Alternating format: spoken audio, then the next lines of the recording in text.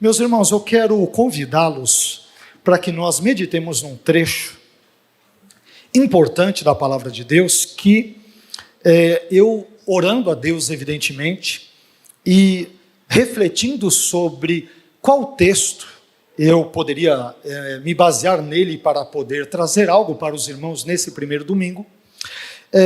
Tudo, evidentemente, nas Escrituras é importante, mas o tema da palavra de Deus em si é algo que despertou a minha atenção, e é por isso que eu gostaria de falar com vocês sobre esse tema hoje. E para tal, eu quero então convidá-los, por favor, para que abram as suas Bíblias na Epístola aos Hebreus, capítulo 4 e versículo 12. Hebreus, capítulo 4 e versículo 12. Quem puder ficar em pé, por favor, se não puder, fique à vontade. Como nós costumamos dizer, o importante é que você leia, você ouça. Se alguém eventualmente não tiver Bíblia, alguém que a tiver, que a compartilhe aí a leitura.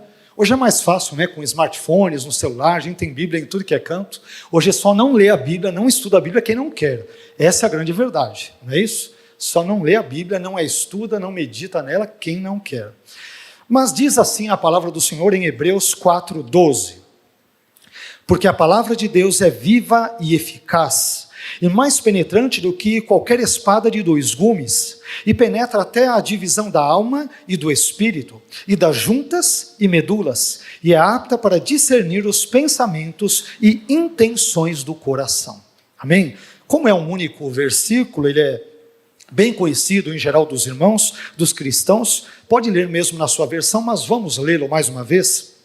Porque a palavra de Deus é viva e eficaz, e mais penetrante do que qualquer espada de dois gumes, e penetra até a divisão da alma e do espírito, e das juntas e medulas, e é apta para discernir os pensamentos e intenções do coração. Amém? Hoje nós vamos meditar apenas neste único versículo. Pai, eu quero te agradecer por mais esse dia de vida que o Senhor tão generosamente nos concede, de modo que se estamos vivos, estamos porque o Senhor nos sustentou, porque o Senhor nos deu mais um dia de respiração, de fôlego de vida, e portanto, como a sua palavra, por exemplo, diz no Salmo 50, tudo que tem fôlego deve louvar ao Senhor, e por isso nós te louvamos, hoje, Senhor, e nos demais dias, e em todos os outros dias, nos quais o Senhor nos der fôlego de vida, o Senhor nos der vitalidade, o Senhor nos der, de fato, respiração, nos der saúde. Queremos sempre louvá-lo, engrandecê-lo e bendizer o seu santo, eterno, glorioso e singular nome. Pai, te agradecemos por todas as coisas, te agradecemos pelos irmãos que nos visitam, pelos irmãos aqui da Igreja Evangélica Jaboque, e nós te suplicamos nesta noite, nesse primeiro culto de domingo aqui, esse primeiro culto dominical de 2024, que o Senhor venha nos ensinar essas verdades importantes que envolvem a sua gloriosa, inerrante, infalível palavra. Que o Senhor fale ao nosso coração, fale ao nosso intelecto, à nossa mente, ao nosso raciocínio, de modo que sejamos tocados em todo o nosso ser pela sua palavra. Que as nossas emoções, que o nosso corpo físico, o nosso espírito, a nossa alma, os nossos pensamentos, as nossas reflexões, tudo que temos e somos seja tocado, impactado, Senhor, abençoado e transformado pela sua palavra. É o que nós te pedimos, desde já mais do que agradecidos, em nome do seu Filho Jesus. Amém. Amém? Por favor, Deus abençoe, podem se assentar. Meus irmãos, na noite de hoje, eu quero falar com você sobre o seguinte tema, que é, eu diria que naturalmente sugerido pelo texto bíblico que lemos de Hebreus 4:12. Esse tema ele é naturalmente sugerido pela leitura. E esse tema é as 5 características da palavra de Deus. As 5 características da palavra de Deus será o tema da nossa meditação, da nossa exposição na noite de hoje. Por que eu optei, depois de, claro, orar a Deus, depois de refletir sobre vários textos bíblicos que poderia trazer aqui poderia explanar sobre eles na noite de hoje, mas porque eu pensei em falarmos precisamente sobre esse tema, sobre esse texto específico. Porque se existe algo, ao longo dos tempos, ao longo não apenas de 2000 anos de cristianismo, digamos, mas desde o contexto também judaico e veterotestamentário, se existe algo que tem sido afrontado, atacado, sem dó, sem piedade, muitas e muitas vezes, este algo tem sido a palavra de Deus. Não sei se vocês têm percebido, quando nós assistimos determinados programas no YouTube, na internet, programas televisivos, vemos determinados comentários nas redes sociais, com grande frequência, vemos nesses comentários, nesses posts, nessas postagens, nesses textos, grandes ataques desferidos contra a palavra de Deus. Tempos atrás teve um grupo vegano nos Estados Unidos que, por meio da inteligência artificial, por meio do chamado ChatGPT, eles, por exemplo, pegaram um livro de Gênesis, aplicaram características do veganismo, da ideologia vegana, ao texto genesiano e alteraram esses textos e outros na Bíblia que, por exemplo, falavam sobre comer carne. Tudo isso para desconstruir as Escrituras e adaptá-las à sua ideologia, à sua filosofia, à sua maneira de enxergar a Bíblia. Mas o mesmo não foi feito apenas com esses aspectos relacionados ao veganismo. Vemos que também, no contexto da militância LGBT, temos a chamada The Inclusive Bible, a Bíblia inclusiva ou Bíblia gay, como queira, onde as pessoas, por exemplo, em textos como Gênesis, pensem num texto bíblico atacado, que é o texto bíblico de Gênesis, para não dizer a Bíblia toda, né? Onde as pessoas, então, elas tiram ali os elementos que definem a sexualidade masculina e feminina e de forma mais neutra acabam mencionando pessoas e não homem e mulher, onde cada um se une um ao outro, o homem à sua mulher, mas as pessoas se unem entre si. Então esse tipo de leitura absolutamente enviesada, absolutamente tendenciosa e que não respeita o texto bíblico, sobretudo as línguas originais, no caso o hebraico bíblico, nós encontramos por meio de todos esses contextos, estas situações ou exemplos que nós estamos mencionando. Então perceba que a Bíblia, com grande frequência, é atacada por grupos, por ideologias, por filosofias, por militâncias que não concordam com certos ensinos, com certos valores, com certas doutrinas, com certos elementos morais e éticos presentes na Bíblia, e a partir dessa discordância é que estas pessoas, de uma forma muitas vezes feroz, vigorosa, acabam atacando o conteúdo das Escrituras, acabam atacando a palavra de Deus. Então, diante desse cenário tão catastrófico, tão trágico, tão difícil, que infelizmente todos nós temos presenciado, sobretudo nos últimos anos, de alguns bons anos para cá, mas a bem da verdade isso ocorre desde o Éden, né?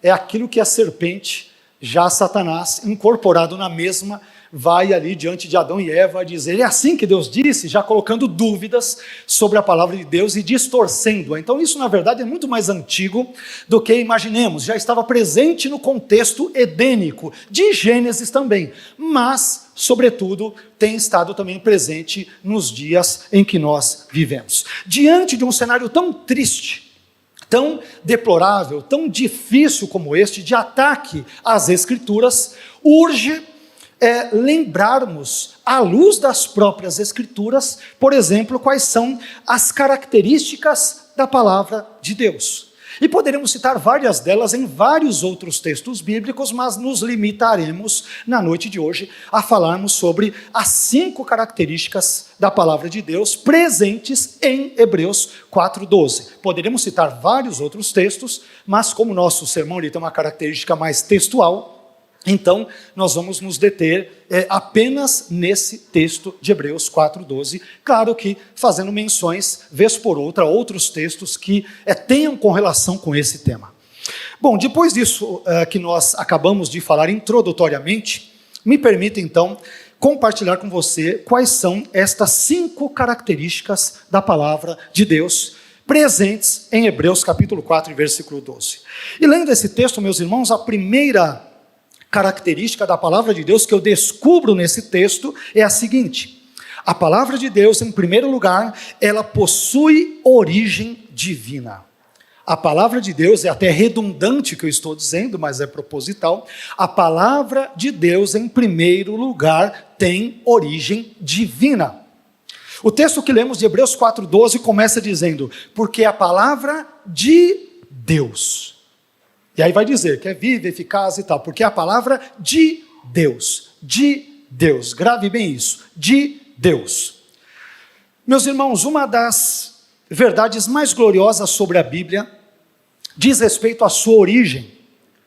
Ora, apesar da Bíblia ter sido escrita por mais de 40 autores diferentes, e durante o período aproximado de 1.600 anos, em última análise a Bíblia, ela não é a palavra de homens, mas é a palavra de Deus. Em última análise, Deus é o autor, Ele é o dono, Ele é a fonte, Ele é o inspirador, Ele é o nascedouro, Ele é a origem da Bíblia, é a origem e fonte das Escrituras Sagradas. Por isso que a Bíblia é chamada corretamente, acertadamente, pelo autor de Hebreus, de palavra de Deus, em que pese ter sido escrita por meio de canais ou de instrumentos humanos, porque a sua fonte é divina, ela acertadamente e adequadamente é chamada de palavra de Deus.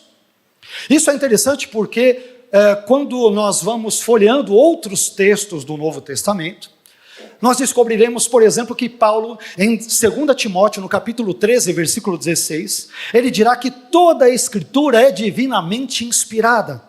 E o termo grego usado aqui para traduzir essa expressão divinamente inspirada é aquele adjetivo chamado theopneustos, que significa literalmente soprado por Deus ou expirado por Deus, né? Diz respeito a algo que Deus exalou, Ele expirou, Ele soprou ou Ele respirou. Em outras palavras, a Bíblia, ela traz o hálito de Deus, ela traz a respiração de Deus, ou a vida do próprio Deus, uma vez que este é o dono, a fonte, a origem e o nascedouro da mesma. E aqui, meus irmãos, é importante falarmos que a Bíblia não é um simples apanhado de textos éticos, de textos históricos, de textos morais, de textos religiosos e de textos teológicos, embora a Bíblia contenha esses assuntos e contenha esses ensinos. A Bíblia é a palavra inspirada e soprada do próprio Deus, pelo próprio Deus. E é por isso que, apesar de o texto bíblico ser localizado no tempo e no espaço, o texto bíblico, ele fala de forma atemporal aos corações e às mentes dos seres humanos, fala a minha vida e fala a sua vida, as minhas necessidades e as suas necessidades, porque é a palavra de um Deus que nos conhece melhor do que a nós mesmos. É importante a gente também frisar, até para a gente contrastar a palavra de Deus com as palavras dos homens, que existem muitos autores, tanto nacionais quanto internacionais, que nos legaram obras literárias maravilhosas, fantásticas, muito boas. Entre os autores nacionais, nós poderíamos citar, por exemplo, Ariano Suassuna, Carlos Drummond de Andrade, Cecília Meirelles, Graciliano Ramos, Guimarães Rosa, Luiz Fernando Veríssimo, Machado de Assis, Monteiro Lobato e tantos outros. Já entre os autores internacionais, poderíamos citar Fernando Pessoa, lembrando que Fernando Pessoa não é brasileiro, ele era português, né? Fyodor Dostoiévski, russo, Franz Kafka, José Saramago, português também, Luís de Camões, Miguel de Cervantes, William Shakespeare, entre tantos outros. Porém, por mais que estas obras e estes autores, sobretudo essas obras, sejam muito boas e sejam muito bem escritas, muito bem construídas no seu pensamento, elas são obras imperfeitas, visto que não passam de obras humanas, escritas por pecadores e por pessoas que, assim como eu e você, precisam de Deus, da sua graça, da sua salvação e do seu amor. Mas a Bíblia, meus irmãos, a Bíblia não. Como a Bíblia é a palavra de Deus, então, quando nós lemos e estudamos a Bíblia, Deus nos abençoa. Deus nos aconselha, Deus nos adverte, Deus nos corrige, Deus nos ensina, Deus nos instrui, Deus nos exorta, Deus nos perdoa, Deus nos salva e Deus nos transforma por meio das palavras sagradas do texto bíblico vétero e neotestamentário. E por que Deus faz isso? Porque a Bíblia é a palavra de Deus e não palavra, sobretudo de Deus e não palavra de homens. E porque a Bíblia é, em última análise, a palavra de Deus e do Deus eterno, então isto significa, preste bem atenção no que eu vou dizer, que é muito importante. É simples, eu diria que deveria ser óbvio, mas nem sempre é tão óbvio assim, mas é muito importante. Porque a Bíblia, meus irmãos, é a palavra de Deus em última análise, então, e é a palavra do Deus que é eterno, isto significa que a maneira como eu lidar com ela, com a Bíblia, poderá resultar em consequências igualmente eternas. Isso é muito importante. A Bíblia é a palavra eterna de um Deus eterno. Isto significa que ela não é um livro como outro livro qualquer. E significa também que a maneira como eu tratá-la, como eu lidar com ela, quer crendo na mesma, quer ignorando-a, quer sendo incrédulo para com a mesma, resultará ou poderá resultar em consequências quer boas, quer ruins, quer positivas, quer negativas, e consequências nada mais, nada menos do que eternas. Preste bem atenção nisso, isso é muitíssimo importante. Isso quer dizer que se eu obedecer ou interpretar errado, uma informação presente, por exemplo, em um livro de biologia, em um livro de ciências, em um livro de história, em um livro de filosofia, em um livro de física, um livro de português, um livro de matemática, um livro de geometria, seja lá o que for, esse tipo de desobediência ou de má interpretação, referente aos princípios contidos nesses livros, ele vai acarretar no máximo, consequências físicas ou terrenas sobre a minha vida. Um engenheiro que construir a casa errada, com o pé direito errado, com as estruturas erradas, eu sei que isso é grave, é trágico, mas o máximo do máximo que poderá acontecer é cair em cima de alguém e a pessoa morrer.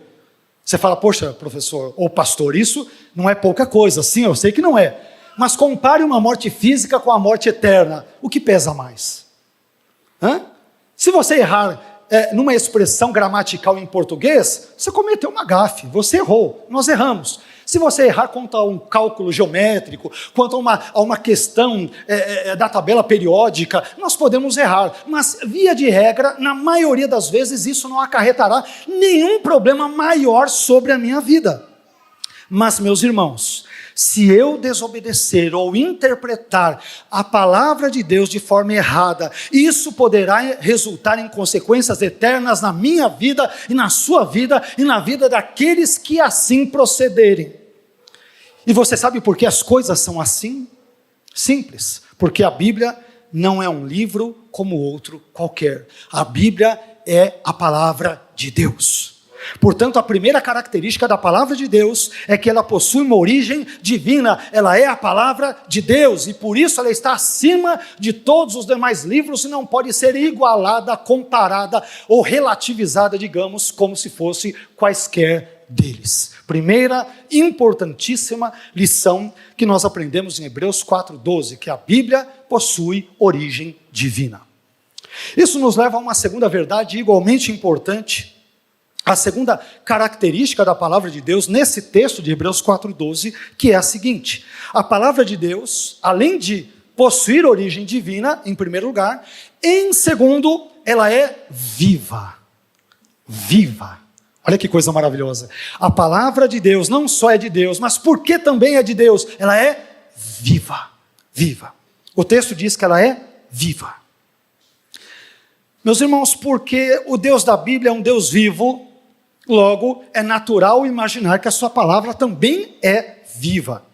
E a palavra de Deus, ela não apenas é viva porque provém de um Deus vivo, mas também é viva porque ela gera vida, porque ela produz vida, e porque ela transmite vida na vida daqueles que nela creem, na vida daqueles que a obedecem, na vida daqueles que buscam tê-la na sua vida como uma bússola que orienta os seus passos, o seu casamento, a sua família, a sua vida, as suas aspirações e todas as demais situações.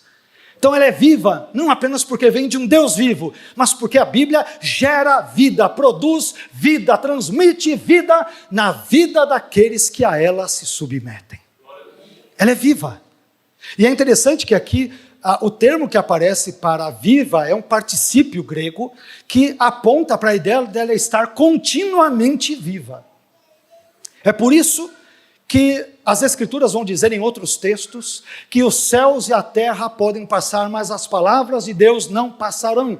Elas continuam a existir, a transformar, a abençoar, a salvar, porque é a Bíblia que é a palavra viva e contínua de um Deus igualmente vivo. Igualmente vivo. E essa verdade, meus irmãos, de que a palavra de Deus é viva, ela pode ser vista em outros textos bíblicos. Me permita citar apenas 2 deles. Em João 6,63, por exemplo, Jesus ele declarou o seguinte aos seus discípulos. Ele lhes disse: as palavras que eu vos disse são espírito e vida. Não é qualquer coisa.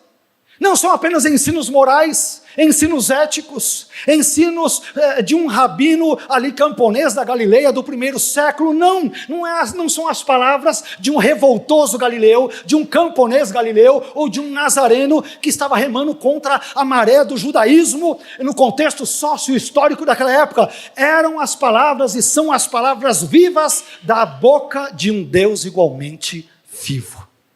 As palavras que eu vos disse, disse Jesus, são espírito e vida.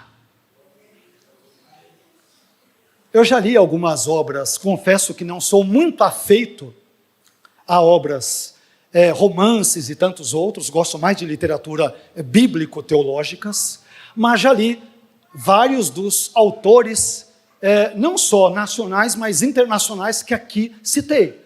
Já li Dostoiévski, os irmãos Karamazov, já li Machado de Assis, já li várias outras obras, autores, Carlos Drummond de Andrade, e confesso que por mais que essas obras sejam belas, mais uma vez, e muito bem escritas, engendradas, arquitetadas e construídas, as fraseologias são muito belas, mas Carlos Drummond de Andrade não me transmite vida.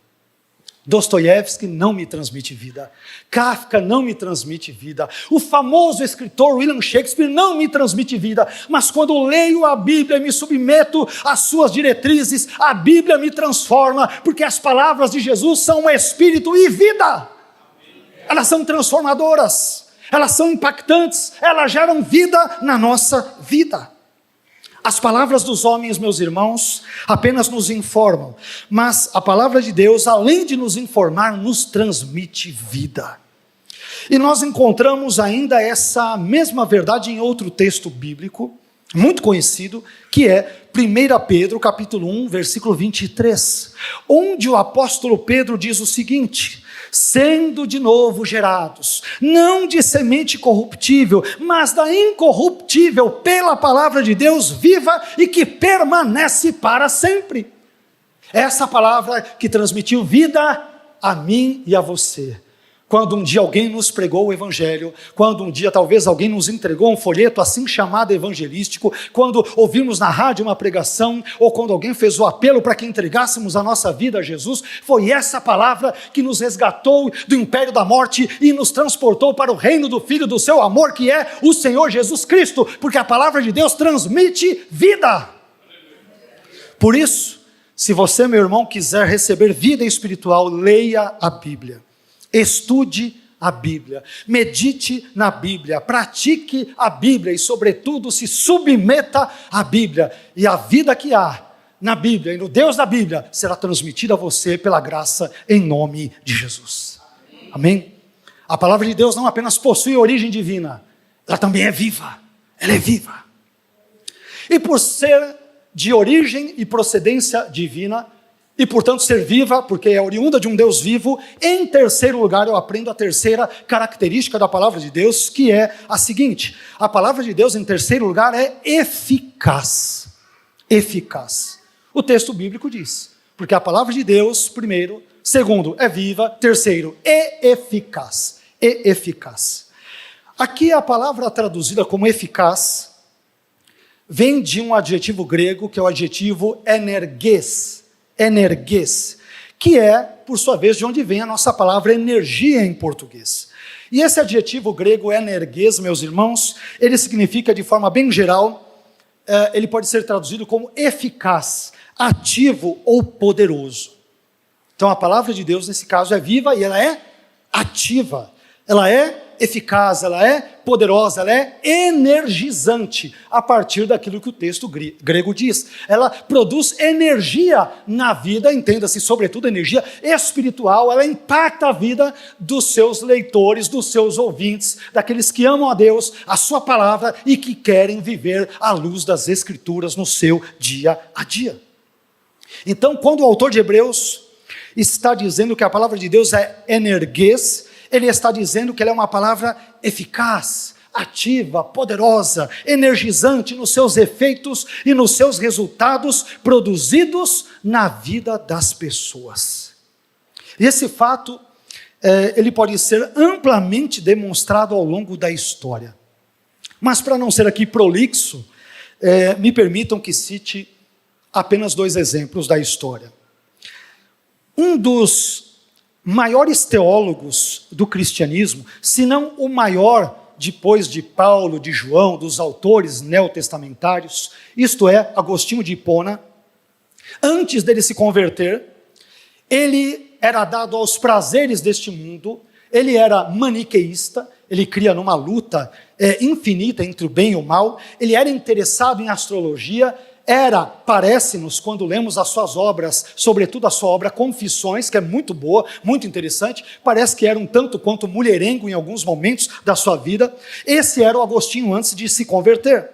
Mas certo dia, enquanto ele chorava, e ele mesmo diz isso, estava com seu coração pesaroso, amargurado, ele então ouviu uma voz de uma criança, ele não sabe discernir se era menino ou menina, que cantava uma música na casa vizinha, uma casa ali vizinha a dele. E nessa cantarolas toda lá que havia, ele ouvia as crianças ou a criança cantando, toma e lê, toma e lê, toma e lê. E ele então pegou um livro que estava mais próximo dele, pegou o Novo Testamento e ao abri-lo, os seus olhos caíram em Romanos capítulo 13, versículos 13 e 14, que diz: vivamos decentemente como a luz do dia, não em orgias e bebedeiras, não em imoralidade sexual e devassidão, não em desavença e inveja, ao contrário, revistam-se do Senhor Jesus Cristo e não fiquem pensando em como satisfazer os desejos da carne, que era o que ele fazia antes de se converter. Um professor de retórica, de filosofia, ele abre a Bíblia. Claro que nós devemos aqui advertir que a Bíblia não deve ser lida como uma caixinha de promessas, não devemos abrir a Bíblia onde o dedo cair, a gente do nada prega, do nada estuda, a gente deve ter uma metodologia, mas Deus é tão gracioso, Deus é tão maravilhoso, que ele pegou um homem que tinha uma vida totalmente desregrada, e quando ele abre o texto, aquele texto falava da vida dele, uma vida promíscua, uma vida envolvida em coisas que desagradavam a Deus, né?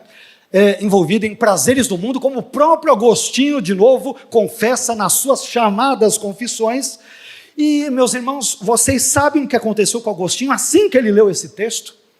Ele mesmo dá o testemunho dizendo o seguinte, abre aspas: mal terminar a leitura dessa frase, do texto de Romanos 13, versículos 13 e 14, dissiparam-se em mim todas as trevas da dúvida, como se penetrasse no meu coração uma luz de certeza. E depois disso, Agostinho foi então transformado. Sabe por quê?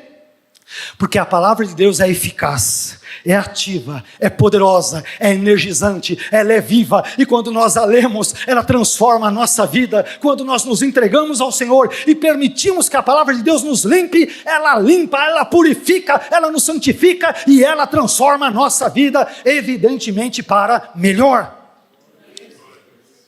Um texto lido, ele leu aquele texto e aquilo caiu como uma bomba no seu coração. Aquele texto, de forma resumida, descreveu a vida desregrada que Agostinho até então levava. Ele entendeu que Deus estava falando com ele, porque não se esqueça, a Bíblia é a palavra de Deus, de um Deus vivo. Ela é viva, ela é eficaz, ela é eficaz, ela é eficaz. Se você duvida quanto à eficácia da Bíblia, eu te desafio a se submeter a ela e aos seus ensinos. E depois venha me procurar para ver se você, nesse ínterim, não se tornou uma pessoa melhor.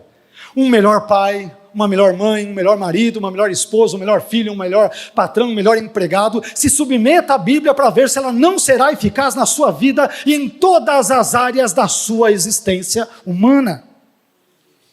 O outro exemplo que eu gostaria de compartilhar com vocês, que talvez não seja tão conhecido como o primeiro, vem de um estudioso escocês do Novo Testamento, chamado William Ramsay, que era totalmente cético quanto ao cristianismo e quanto à veracidade do Novo Testamento.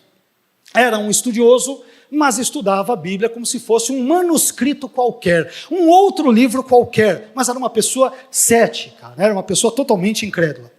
Mas William Ramsay, ao estudar de forma mais profunda e detida o Novo Testamento, e ao se deparar, por exemplo, com a exatidão, a precisão dos fatos ali narrados, sobretudo por Lucas no livro de Atos, Ramsay acabou se convertendo.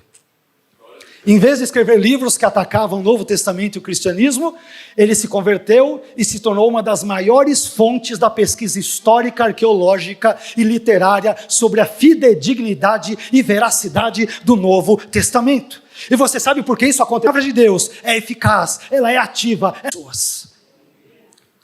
Essa mesma palavra que um dia me alcançou e te alcançou.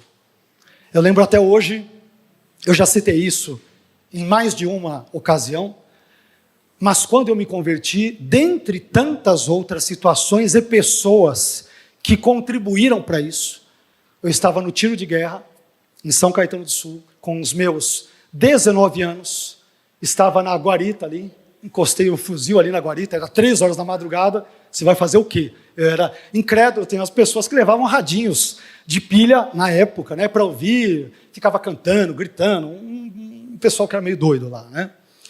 E aí o meu subtenente me deu um Novo Testamento, aquele cinzinha dos Gideões Internacionais, que tinha Salmos e Provérbios e o Novo Testamento inteiro, de Mateus a Apocalipse.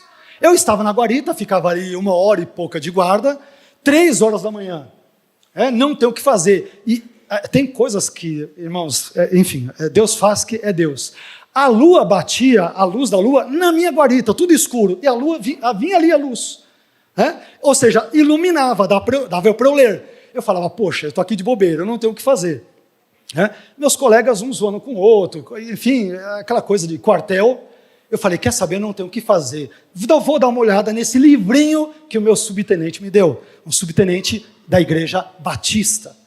E aí comecei a ler, achei umas coisas meio esquisitas, provérbios, achei umas coisas engraçadas até na minha leitura. E foi indo. Né? A lua ali, aí eu pegava outro serviço de guarda, eu lia de novo, e lia de novo. Nisso, claro, acabei conhecendo a Noeli, quer dizer, Deus foi trabalhando de tudo que é lado. Né? Deus começou a cercar. Né? Conheci a Noeli, com o jeito me falava da palavra de Deus. Ia na casa dela, a mãe dela me falava da palavra de Deus. Ia sair no culto, falava a palavra de Deus. Eu ia para a guarita, não tinha o que fazer. Quando estava descansando em outro momento, pegava aquele livrinho e lia. E foi por meio daquele Novo Testamento, dentre tantas outras coisas, que eu fui alcançado. Porque a palavra de Deus é eficaz. Ela é ativa, ela é poderosa, ela é energizante, ela transforma, ela vai onde ninguém mais pode ir, a palavra de Deus pode ir. Ela é gloriosa. Diante disso, mais uma vez, meu irmão, eu te encorajo a ler e estudar a Bíblia, porque ela é eficaz nos seus efeitos e nos seus resultados. Por isso, se submeta à Bíblia e ela irá impactar positivamente a sua vida. Ela irá mudar a sua vida. Em quarto lugar, eu também aprendo em quarto e penúltimo lugar que a palavra de Deus é penetrante. Em quarto lugar, a palavra de Deus é penetrante. O texto bíblico que nós lemos, ele vai dizer o seguinte, na continuação do texto, Hebreus 4:12, que a Bíblia, ou a palavra de Deus, também é mais penetrante do que qualquer espada de 2 gumes, uma espada afiada, e penetra, olha até onde a Bíblia vai, e penetra até a divisão da alma e do espírito. Como é que eu vou saber onde fica a divisão da alma e do espírito? Deus sabe, e Ele vai lá. A palavra de Deus vai, onde ninguém pode ir, ela vai lá. E penetra até a divisão da alma e do espírito, e das juntas e medulas. Hoje os médicos já conseguem fazer a parte das juntas e medulas, é mais fácil. Mas eu quero ir onde há essa divisão, digamos, usando a linguagem de Hebreus 4:12, a divisão da alma e do espírito. Onde começa um e termina o outro? Onde? Como que eu posso mensurar? Como que eu posso visualizar? Como que eu posso separar? Como que eu posso dividir? Como que eu posso aquilatar? A palavra de Deus pode. A palavra de Deus, meus irmãos, eu aprendo lendo esse trecho de Hebreus 4:12, que ela penetra em lugares no interior do ser humano que nenhuma outra palavra consegue penetrar.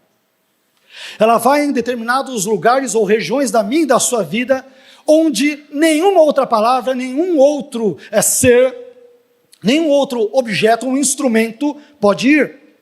E ela é comparada aqui a uma espada afiada que penetra até um lugar que é impossível, conforme mencionamos, de ser penetrado da perspectiva humana, que é a divisão da alma e do espírito. Isso significa dizer que a palavra de Deus é tão inigualável, é tão poderosa e é tão singular, é tão única, que ela pode ir em lugares onde o raio-x não pode ir. Ela pode ir em lugares onde a ressonância magnética não pode ir. Ela pode ir em lugares onde a ultrassonografia não pode ir. Todos esses aparelhos, entre outros inventados pelo homem, por mais poderosos que sejam, só podem ir até o físico, só podem ir até a matéria, só podem ir até aquilo que é tangível no nosso corpo. Mas a palavra de Deus, não. A palavra de Deus, ela penetra naquilo que não é físico, naquilo que não é palpável, naquilo que não é tangível, naquilo que não é material. Ela penetra em todas essas áreas e facetas da minha e da sua vida. Ela penetra na nossa alma, no nosso espírito, nas nossas emoções, nos nossos sentimentos, na nossa mente, nos nossos pensamentos, nas nossas aspirações. Ela muda as nossas aspirações para que nós cada vez mais nos pareçamos com Cristo, e assim como nós também nos pareçamos com Deus Pai, com o Deus Espírito Santo, pareçamos, enfim, com o Deus triuno que nos é revelado nas Escrituras. Portanto, nunca se esqueça de que a palavra de Deus é penetrante. Ela pode ir onde nenhum outro objeto, ser, pessoa ou coisa mais poderosa que você possa imaginar, ela pode ir em lugares, regiões e circunstâncias da nossa existência que nenhum outro ser ou objeto tem condições ou capacidade de chegar. Ela é penetrante. Ela é penetrante.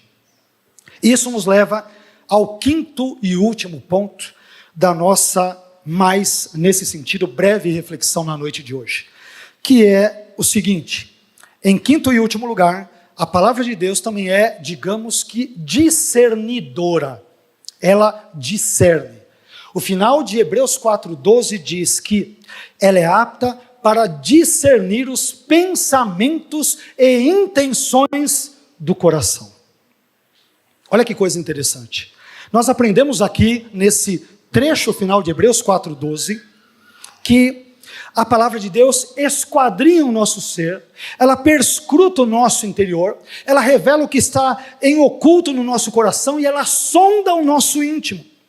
Isso significa que nada e ninguém consegue fugir ou se esconder diante do escrutínio, isto é, do exame minucioso que a palavra de Deus ela faz no nosso interior. Eu não sei se você já teve essa experiência, que é a experiência semelhante à que Agostinho teve. Agostinho vivia uma vida desregrada, em noitadas, orgias e mulherada, e uma vida repleta de prazeres físicos, como ele enfatiza nas suas confissões. E justamente aquilo que era a vida dele, quando ele lê o texto de Romanos 13, versículos 13 e 14, o texto revela tudo o que se passava na vida dele. Você já teve essa impressão, essa experiência, que às vezes pode ser assustadora? Você está lendo um texto bíblico, e aquele texto é como se fosse um espelho, ele te desnuda. Você olha e você fala, meu Deus, mas é o que eu estou vivendo.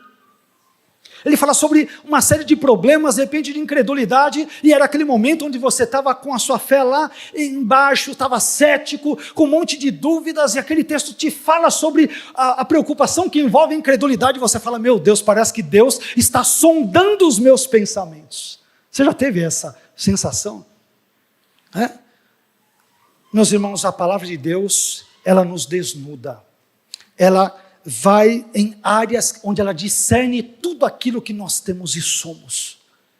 E não poderia ser diferente porque, como eu disse no início dessa mensagem, a palavra de Deus, ela é palavra de Deus. E portanto, o Deus da palavra conhece-nos melhor do que a nós mesmos. Ele conhece as nossas necessidades, conhece as nossas aspirações, os nossos medos, os nossos anseios, as nossas dificuldades, os nossos caprichos, o nosso individualismo, os nossos pecados, aqueles talvez mais revelados, aqueles que nós não gostamos de dar holofotes aos mesmos e os guardamos a sete chaves no recôndito, no porão do nosso coração. Deus conhece tudo, e a palavra de Deus, quando nós a lemos de forma verdadeira, ela explicita o erro que há em nós, a fim de que mudemos de conduta, a fim de que experimentemos mudança de vida, a fim de que sejamos melhores maridos, melhores esposas, melhores patrões, melhores empregados, por que não dizer melhores cristãos, melhores pastores, melhores obreiros, melhores cidadãos de uma forma geral. A Bíblia tem o poder, e somente ela, com a ação do Espírito Santo na vida dos leitores ou ouvintes da mesma, ela pode fazer isso, que nada e ninguém pode fazer na vida de um miserável pecador como eu e você, que carecemos da graça de Deus, da salvação de Deus, da presença de Deus e da misericórdia de Deus. A Bíblia pode fazer aquilo que nenhum de nós tem competência para fazê-lo. E é por isso que nós louvamos a Deus, por isso. Portanto, não se esqueça que a palavra de Deus ela é discernidora. Leia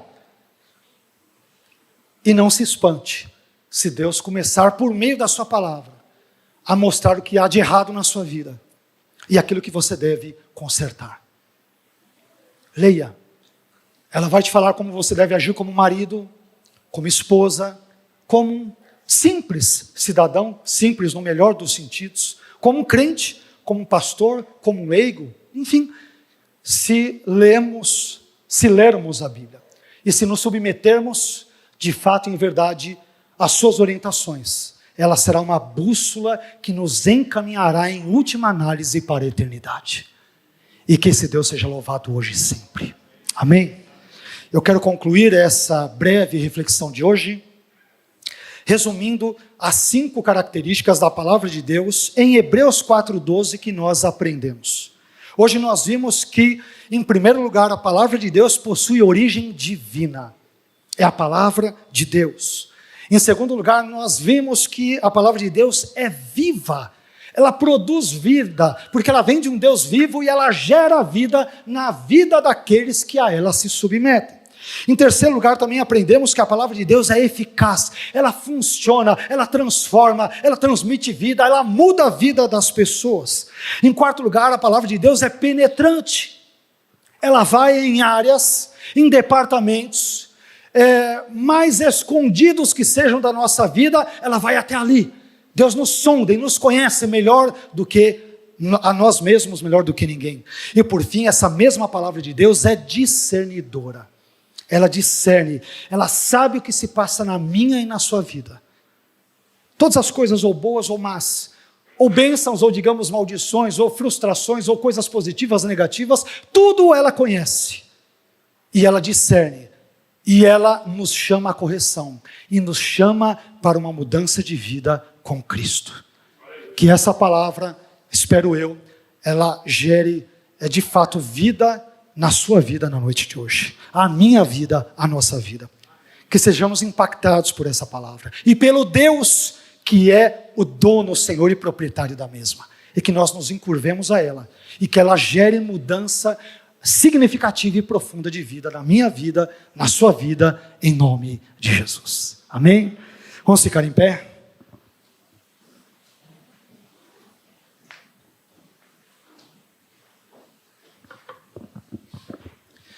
Como eu disse no início dessa mensagem, se há algo que tem sofrido profundos e constantes ataques ao longo da história, esse algo tem sido a Bíblia. Pensem num livro que tem sido atacado, judiado, tem sido a Bíblia. Que Deus nos ajude, meus irmãos, a entendermos que ela tem origem divina, que ela é viva, é eficaz, é penetrante, é discernidora, é transformadora. Mas para isso é importante que tenhamos um encontro pessoal com a palavra de Deus e também, portanto, com Deus da palavra. É importante que você leia a sua Bíblia em casa. Trechos pequenos que sejam, mas leia. Se possível, temos falado isso várias vezes, talvez para uma ou outra pessoa não dê, mas para você dê. Venha à escola dominical. Se der, venha. Faça um esforço.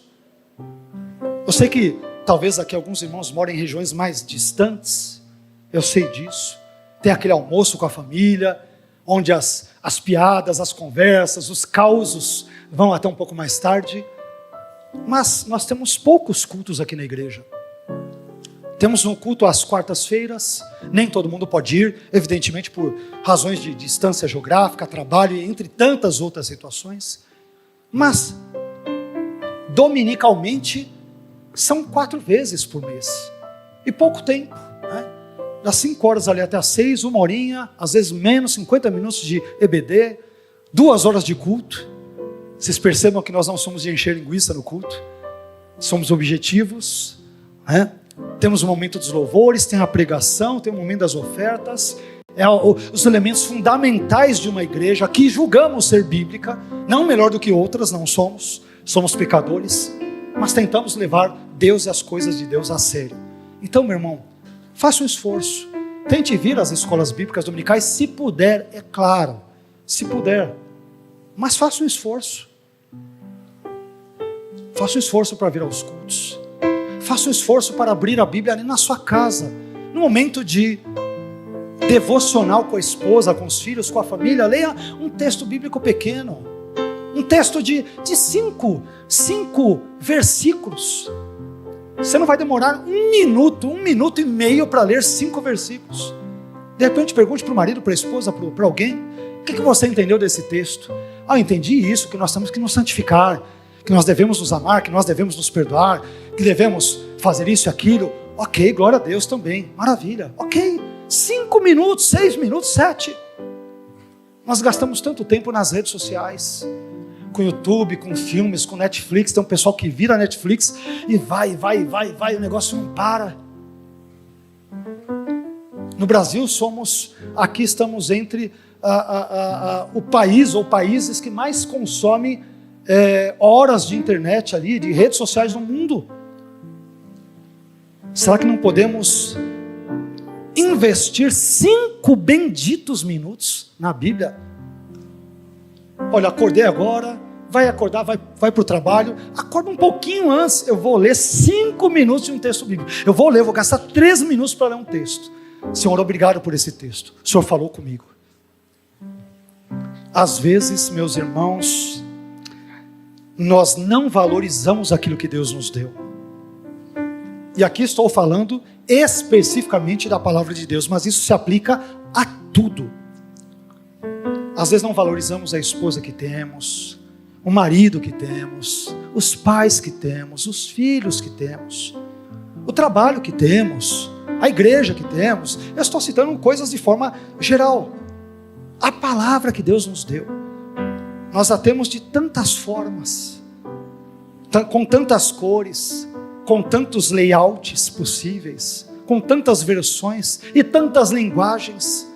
Ou seja, é como se Deus estivesse gritando: eu quero falar com você, eu quero falar com você, eu quero falar com você, de todo jeito e de toda forma. E nós falamos: não, domingo o senhor fala comigo. Naquele momento em que o pastor lê o texto bíblico, o senhor fala comigo. Já pensou se Deus nos tratasse da mesma forma? Deus, eu estou desesperado, está doendo. Eu vou ver se no outro domingo eu respondo a sua oração, se eu quiser. Não, mas está doendo, eu quero ser curado agora. Eu vou ver depois se eu faço isso também.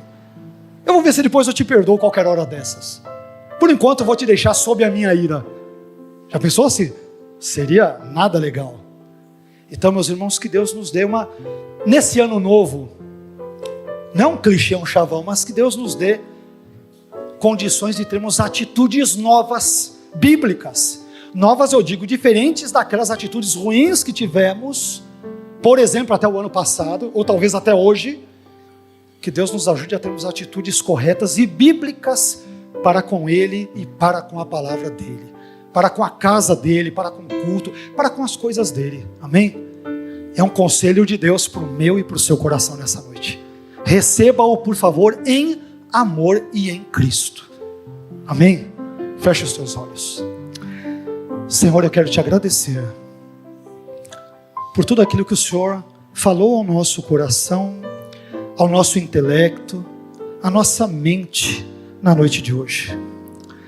Perdoe-nos, Senhor, porque muitas vezes somos um tanto quanto displicentes, relaxados, quando o assunto envolve não um estudo mais profundo, mas às vezes uma simples leitura da sua palavra. E como nós mencionamos agora há pouco, Senhor, temos a sua palavra em tantas versões, em tantas traduções, com letra pequena, média, grande, com linguagem mais arcaica, com linguagem erudita, com linguagem contemporaneizada. Temos de todo tipo, mas com grande frequência desprezamos a sua palavra. Falamos que amamos ao Senhor e as suas coisas, mas acabamos dando o resto do nosso tempo, quando damos, para ler simples 3, 4 ou 5 versículos da sua palavra. Por isso eu quero, nessa minha oração, pedir perdão, Senhor, por mim e pelos meus irmãos, por todos esses momentos em que tivemos esse tipo de atitude ou postura de comportamento para com o Senhor e sobretudo para com a sua palavra.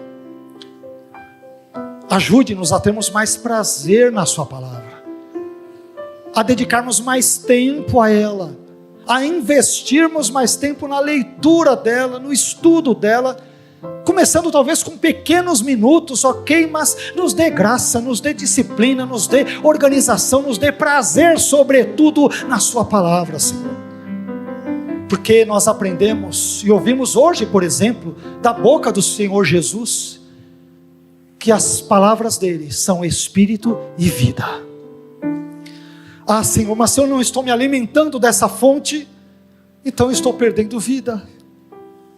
Posso até ser cristão, mas talvez seja um cristão, com perdão pelo palavreado, um cristão tanto quanto meia boca, um cristão mais ou menos, um cristão que quebra o galho, um cristão talvez de fachada. Nos ajude, Senhor, a investirmos tempo de qualidade com o Senhor, na leitura, estudo e fé profundas na sua palavra. Queremos receber vida, queremos ser transformados, queremos ser corrigidos, queremos ser alertados, queremos ser impactados, queremos ser abençoados, queremos ter uma vida de fé, de submissão e de dependência, por exemplo, da sua vontade, tal como expressa na sua palavra. Fique conosco, que o Senhor nos conceda um ano muito abençoado, onde estejamos orientados pela bússola da sua palavra. É o que te pedimos, em nome de Jesus. Amém.